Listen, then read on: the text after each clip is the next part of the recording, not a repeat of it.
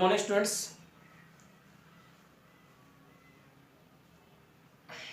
अभी पिछले दिनों आपके यूनिट टेस्ट हुए थे। कुछ बच्चों ने काफ़ी अच्छी परफॉर्मेंस दिखाई। रिजल्ट आपका तैयार हो चुका है, भेज भी दिया गया है आपके स्कूल मैनेजमेंट को। वो कब इशू करते हैं वो उनके ऊपर है। जो परफॉर्मेंस है वो कुछ बच्चों की तो काफ़ी अच्छी थी, लेकिन कुछ बच्चों की परफॉर्मेंस जो है वो हम लूज़ कह सकते हैं। रीज़न क्या है? हो सकता है कि जो आपको ऑनलाइन क्लासेस में पढ़ाया जा रहा है वो थोड़ा कम समझ में आ रहा हो। उसका रीज़न ये है कि जो हमारी आज तक की आदत हम ऑफलाइन पढ़ने की थी, तो जो हमारा इंटरेक्शन ऑफलाइन क्लासेस में बनता था वो ऑनलाइन क्लासेस में नहीं बन रहा होगा। तो उसके लिए घबराने की कोई आवश्यकता नहीं है। आपके स्कूल रीओपन जल्दी हो जाएंगे और आपको शुरू से ही पढ़ाया जाएगा। जो भी पढ़ाया जाएगा, जो भी आपकी प्रॉब्लम्स अभी आ रही हैं उनको आप व्हाट्सएप पे पर्सनली पूछ सकते हैं। ये फिजिक्स है भाई, अगर आपने खुद से क्यूरी नहीं पूछी तो आपको बिल्कुल भी समझ में नहीं आएगा। हमने पीछे फर्स्ट चैप्टर कर लिया था। सेकंड चैप्टर काइनेमेटिक्स के अंदर जो मोशन इन स्ट्रेट लाइन जो चैप्टर है आपका, वो काइनेमेटिक्स का पार्ट है, उसको हम पढ़ रहे थे। उसमें हमने मोशन तक हमने पढ़ लिया था। वहाँ तक में अगर आपको कोई प्रॉब्लम आ रही है तो आप पर्सनली क्यूरीज अपनी भेज सकते हैं। पेपर आपने देखा होगा और आपने अपनी प्रिपरेशन भी देख ली होगी। आप किस लेवल पे हैं ये आपने जान लिया होगा। तो जो हमने मोशन तक हमने पढ़ा था पिछली क्लास में, वो ट्रांसलेटरी मोशन तक था। जब मैं पिछली क्लास में पढ़ा रहा था तो मैंने आपको मोशन के अंदर 3 मोशन बताए थे: translatory motion, rotational motion, oscillatory motion. तो ट्रांसलेटरी मोशन हमने पढ़ लिया था। हम देखेंगे अब रोटेशनल मोशन को। रोटेशनल मोशन क्या कहता है? A body is said to have rotational motion और रोटेटरी मोशन। बॉडी का वो रोटेटरी या रोटेशनल मोशन हम उसको कहेंगे इफ ईच पार्टिकल, हर एक पार्टिकल ऑफ द बॉडी, किसी भी बॉडी का ट्रेवल्स कर रहा है in a circle is called rotational motion. किसी सर्कल पर, उसको हम रोटेशनल मोशन कहेंगे। मैं आपको एक बात बताता हूं। कोई सर्कुलर पाथ है, आप उसके ऊपर दौड़ रहे हो, तो आपकी बॉडी, आप उसको एक ऑब्जेक्ट मानो बॉडी है, तो जब आप दौड़ रहे हो तो आपकी बॉडी के जितने भी एटम, मॉलिक्यूल, पार्टिकल हैं, जितने भी, वो भी रोटेट कर रहे हैं उस सर्कुलर पाथ पर। तो उसको हम क्या बोलेंगे? रोटेशनल मोशन बोलेंगे या रोटेटरी मोशन बोलेंगे। आगे बात समझे दोबारा से। A body is said to have rotational motion और rotatory motion if each particle of the body travels in a circle is called rotational motion। उसको हम क्या बोलते हैं? Rotational motion. ये धीरे धीरे आपको इसलिए पढ़ाया जा रहा है ताकि आपके हर एक पॉइंट समझ में आ सके। Okay. If a single particle, कोई भी सिंगल पार्टिकल है, या हम यूं कह सकते हैं कि पॉइंट मास, कोई भी पॉइंट है उसको हम पॉइंट मास बोल देंगे, क्योंकि उसका कुछ ना कुछ मास होगा। अर्थ पर है, उसका कुछ ना कुछ मास है। और a point mass move in a circle, किस पर मूव कर रहा है? सर्कल में। It is called circular motion. उसको हम क्या बोल सकते हैं? सर्कुलर मोशन बोल सकते हैं। कोई पॉइंट मास है, कोई पार्टिकल है, अगर वो किसी सर्कल पर मूव कर रहा है तो हम उसको क्या बोलेंगे कि वो पार्टिकल या वो बॉडी जो है उसका कौन से मोशन में मूव कर रही है? सर्कुलर मोशन में मूव कर रही है। ये हमारे पास में रोटेटरी मोशन कंप्लीट हो गया। हमने ट्रांसलेटरी मोशन देख लिया था पीछे। अब हमने रोटेशनल मोशन देख लिया। अब हम बात करते हैं ऑसिलेटरी मोशन की।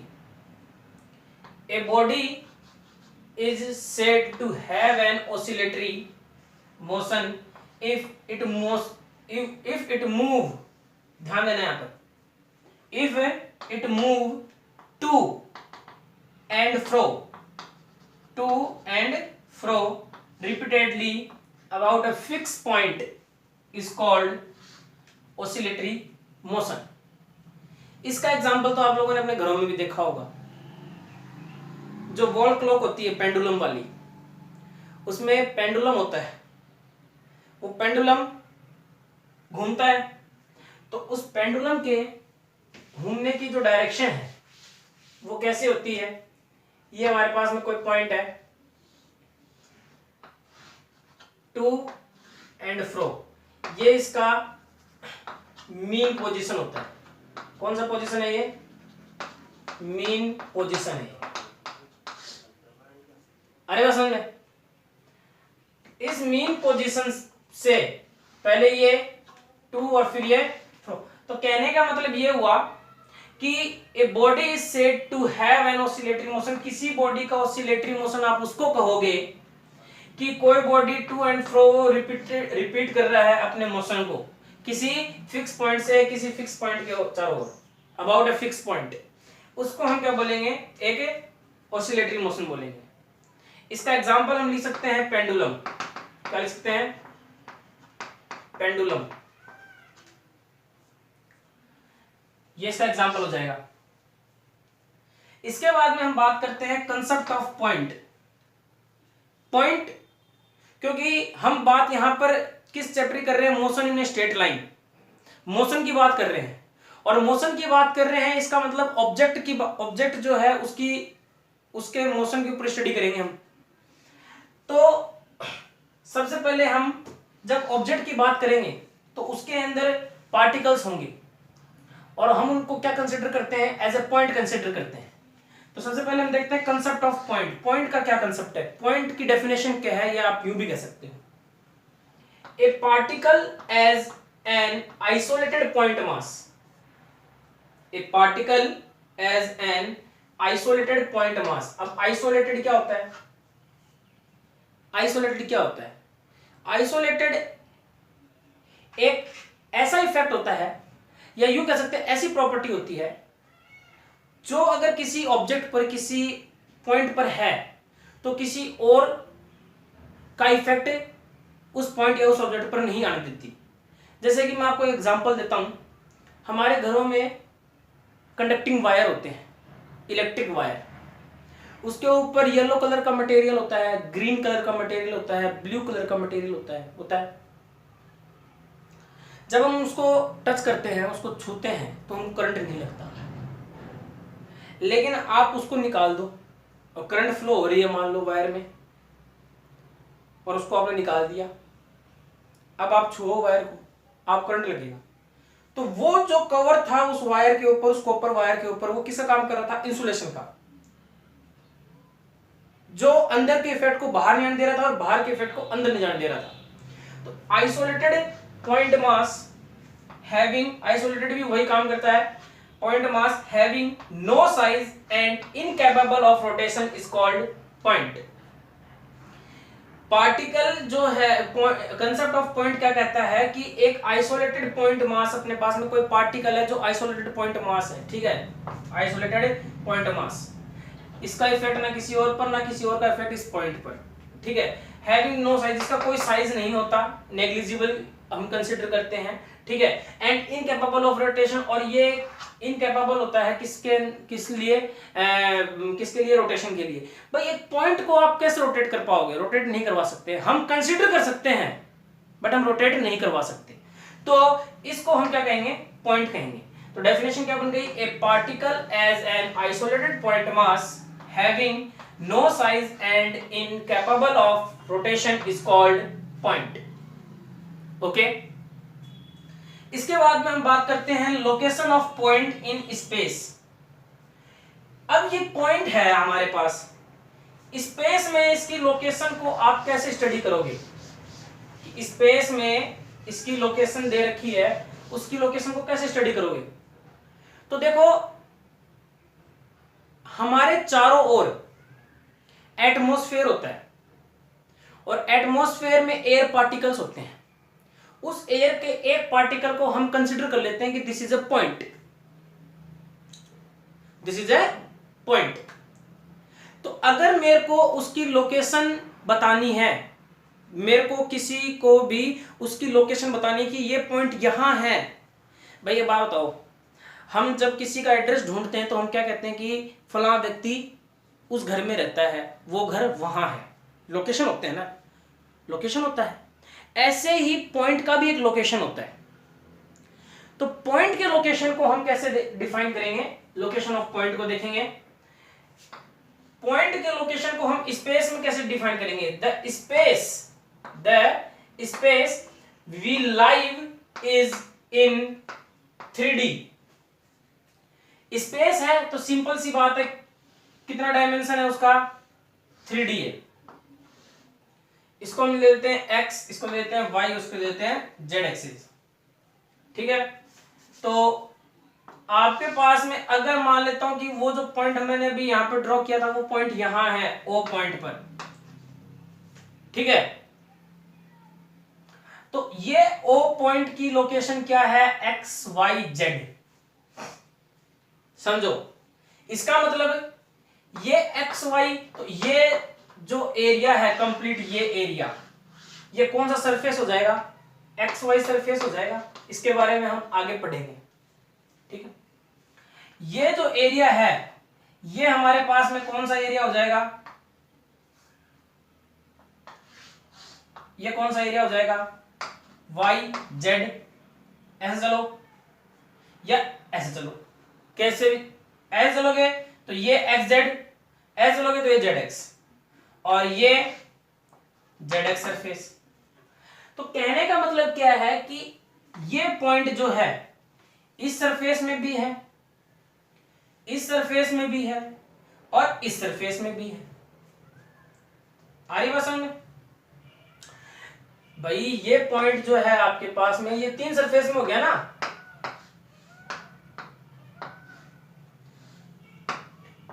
ये पॉइंट इस सरफेस में भी हो गया, फर्स्ट में, सेकंड में और थर्ड में, तीनों सरफेस में हो गया। तो the space we live is in 3D, we can specify the position of any point. किसी भी पॉइंट का पोजिशन कैन स्पेसिफाई, हम उसको स्पेसिफाई कर सकते हैं। द पोजिशन, उसकी पोजिशन से, उसकी स्थिति से, end of any point in space with 3 numbers. किससे? 3 नंबर से। फर्स्ट, सेकंड, थर्ड, 3 नंबर से कर रहे हैं हम। ये हमारे पास में आ गया location of point in space. Space के अंदर किसी भी पॉइंट को लोकेट करने के लिए हम डायमेंशन यूज करते हैं। तो हमारे पास में जनरली 3D दे रखा होता है, x axis, y axis and z axis. This is the dimension of, this is the location of point. X y surface point का लोकेशन बता रहा है, वाई जेड सरफेस पॉइंट का लोकेशन बता रहा है, and z x surface point का location बता रहा है। अनदर, इसके बाद में हम बात करते हैं फ्रेम ऑफ रेफरेंस की। किसकी बात करते हैं? Frame of reference. रेफरेंस से आप समझ गए होंगे क्या मतलब होता है। किसी के रिस्पेक्ट में, तो the place from which motion, the place from which motion and measure is called frame of reference. मान लो आपने एक स्केल लिया, क्या लिया? स्केल लिया, ठीक है, ये मैंने एक स्केल ले लिया। अब मैंने मेजर करना है कि ये पॉइंट कहां है। तो मैंने मेजर किया कि ये पॉइंट 30 पर, ये पॉइंट 30 पर है, मैंने मेजर कर लिया। ठीक है, ये पॉइंट यहां से कितने पर है? 16 पर है, यहां से 19 पर है। तो मैं इस पॉइंट को मेजर कर रहा हूं जिस प्लेस से, वो किस में आ जाएगा? फ्रेम ऑफ रेफरेंस में आ जाएगा।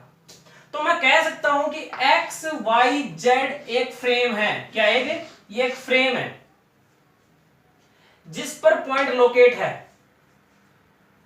ये क्या है? फ्रेम है जिस पर पॉइंट लोकेट है, और इस फ्रेम से हम इस पॉइंट की लोकेशन को क्या कर सकते हैं? मेजर कर सकते हैं। इसीलिए हमको इनने इसको क्या कह दिया? फ्रेम ऑफ रेफरेंस कह दिया। क्या कह दिया? Frame of reference. अब देखो, ये जो पॉइंट है, ये पॉइंट मोशन करेगा। ये पॉइंट मोशन करेगा। मान लो कि ये पॉइंट एक्स एक्सिस पर मोशन कर रहा है, ओनली एक्स एक्सिस पर, केवल एक्स एक्सिस पर मोशन कर रहा है। ये पॉइंट केवल एक्स एक्सिस पर मोशन कर रहा है।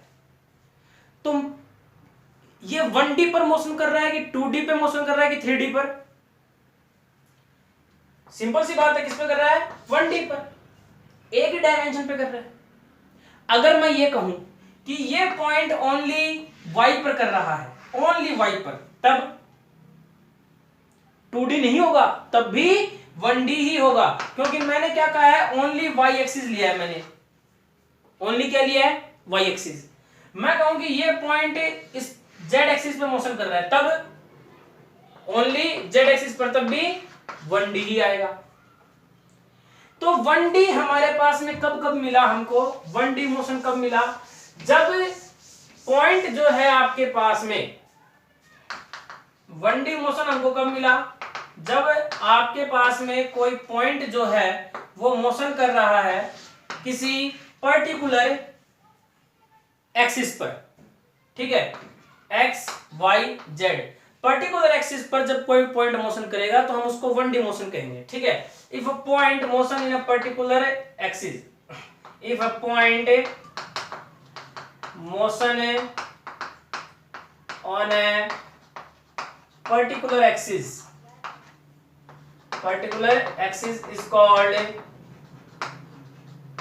1D motion। उसको हम क्या बोलेंगे? 1D मोशन बोलेंगे। आ रही बात समझ में? अब देखो, अगर मैं बात करता हूं 2D मोशन की, किसकी बात करता हूं? 2D मोशन की। तो ये पॉइंट जो यहां है O पे, अगर ये पॉइंट ऐसे और ऐसे दोनों एक्सिस पर मोशन करता है, अब एक पॉइंट तो एक टाइम में एक ही एक्सिस पर मोशन कर पाएगा। एक पॉइंट एक टाइम में एक ही एक्सिस पर मोशन करेगा, अगर मैं एक्सिस की बात करूं तो। लेकिन अगर ये पॉइंट एक्सिस पर मोशन ना करके ऐसे मोशन कर रहा है, समझ बात को? ये पॉइंट एक्सिस पर मोशन ना करके इस हिसाब से मोशन कर रहा है, तो ये सरफेस मैंने अभी क्या बताया था? X y surface. तो ये एक्स वाई सरफेस हमको कब मिला? जब एक्स एक्सिस और वाई एक्सिस मिले, तभी तो हमको ये सरफेस मिला। तो हम क्या कह सकते हैं कि पॉइंट का जो मोशन है वो कौन सा मोशन है? 2D मोशन है। कौन सा मोशन है? 2D मोशन है। यहां जो ये पॉइंट मान लो कि इस तरफ मोशन कर रहा है या इस तरफ मोशन कर रहा है, तो हम क्या कह सकते हैं कि इस पॉइंट का जो मोशन है, क्या तो आप मान लो कि इस तरफ मोशन कर रहा है, ठीक है,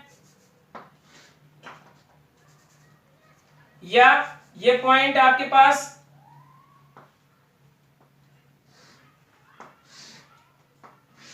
इस तरफ मोशन कर रहा है, तो हम क्या कह सकते हैं कि ये जो सरफेस हमको मिला है, या ये सरफेस जो हमको मिला है, ये भी दो एक्सिस से मिलकर बना है।